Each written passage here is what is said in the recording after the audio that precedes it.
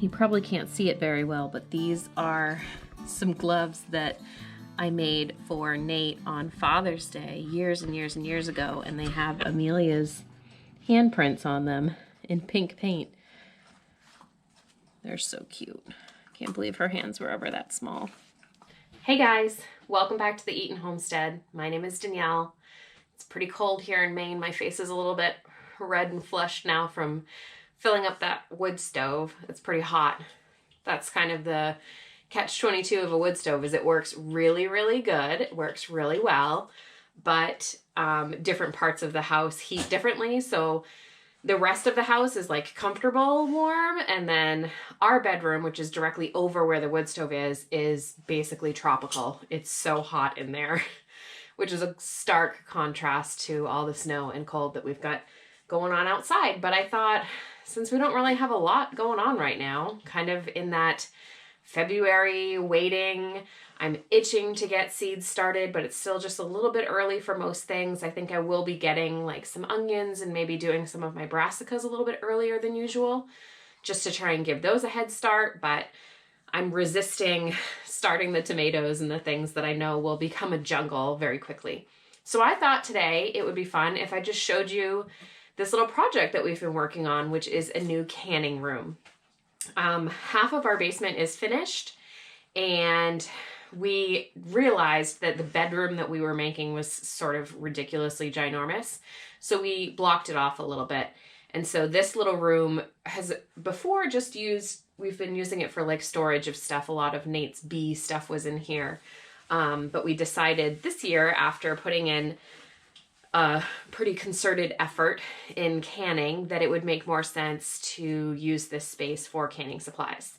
So I thought I would just give you a little look around. And there's Echo. So when you first walk in, this shelf here on the side was the first one that I had set up with all of the goods that I canned this year. So this has obviously already been dipped into quite a bit because it's February.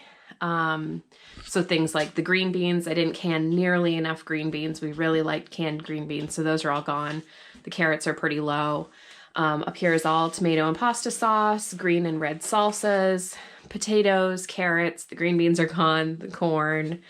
Oh, and also I had some chicken stock that I had canned up, and that's all gone as well because that's really handy to have. Blueberry pie filling, apple pie jam, apple butter, some of this Tuscan sea salt that I put together. This is all we have left of honey, this row here. So that makes me a little sad and scared, knowing that we probably will not be continuing with bees, at least for the time being. And I really, really love this stuff. Is just out of this world. You can't even compare it to honey you would buy at the store. More jams. Some different little things that I was just trying, pineapple, zucchini. And then down here is all of our pickled stuff. So piccalilli and different pickled cucumbers. And then this is what's left of some squash and a couple rutabagas from the garden this year. So it's already looking, a bit more empty. And I'm getting a good sense of what things we need a lot of or don't need a lot of. This is more jam than we ever need. And we don't eat pickles quite as much as I thought we would. So we'll see what we do with that in the future. What I really need is like these convenience kind of foods. But the rest of this is all the rest of my canning stuff. So this last year, with everything that has happened with the pandemic, everybody, it seems, has gotten into more of this homestead kind of stuff. So whether that be gardening and canning, which I think is amazing. It's wonderful. I'm not knocking it in any way. But it meant that all of a sudden there was so much more demand for these things than there was supply for it. So still, I'm not sure what it's like where you are, but here in Maine, there is still a shortage of canning supplies, especially lids.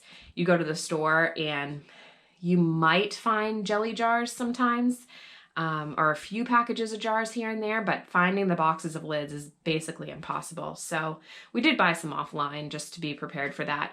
But anyways, so when all this happened last year, there was a couple vlogs that I did where I was saying, we went out and we went from store to store to store, just going everywhere all around town, trying to find, that just freaked me out. This guy was creeping on me. What was I saying? We went from store to store to store trying to find canning supplies, and we're just very unsuccessful. So lots of family and friends just started giving me some of their extra stuff.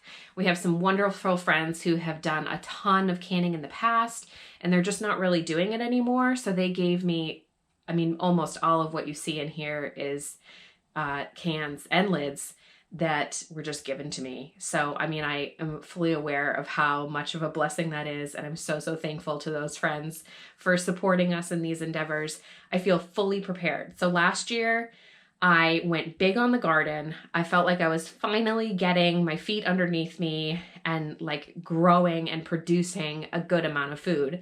And then what I found is I was completely unprepared to preserve it. So I had all of this food and all of this produce coming in the doors, and I just didn't know what to do with it. And then as I started to teach myself canning, I didn't have enough supplies. I kept running out of lids. It was just one thing after the other. So I feel really good now knowing that this room is fully stocked and I am ready to go come late summer this year. I won't have to be worrying about it or thinking about it. I'm using these quiet winter months now to get ahead.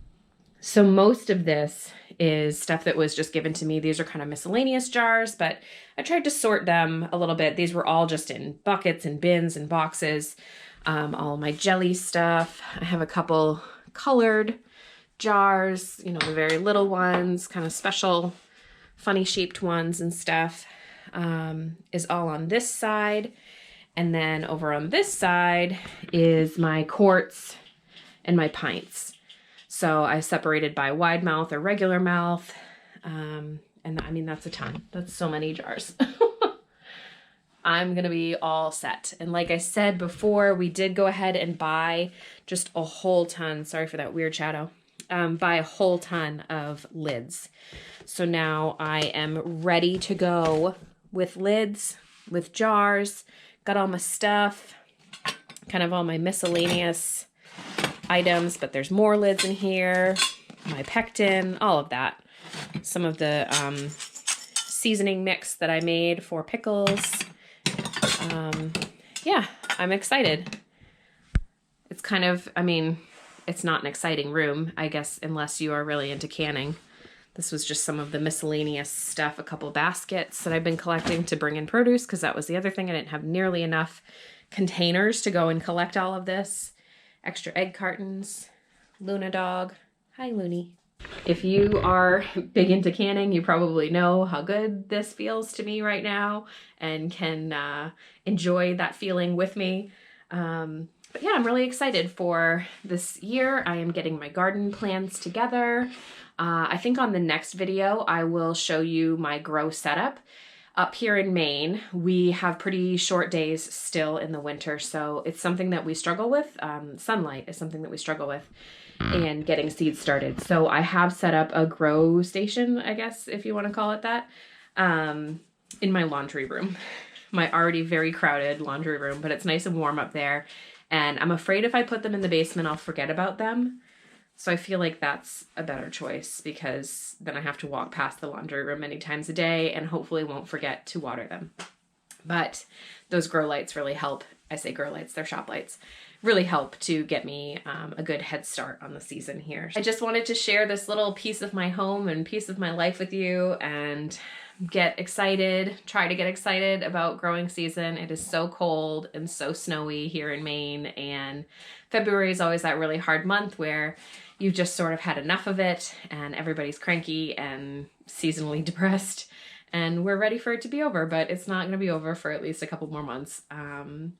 So we have to do things like this to really look forward to the seasons to come and, you know, rest while we've got the time to rest, because it's going to get real busy once, you know, growing season returns. So anyway, thanks for hanging out with me. Please hit that subscribe button. It really helps us to grow our family's channel. I'll see you on the next one. Bye.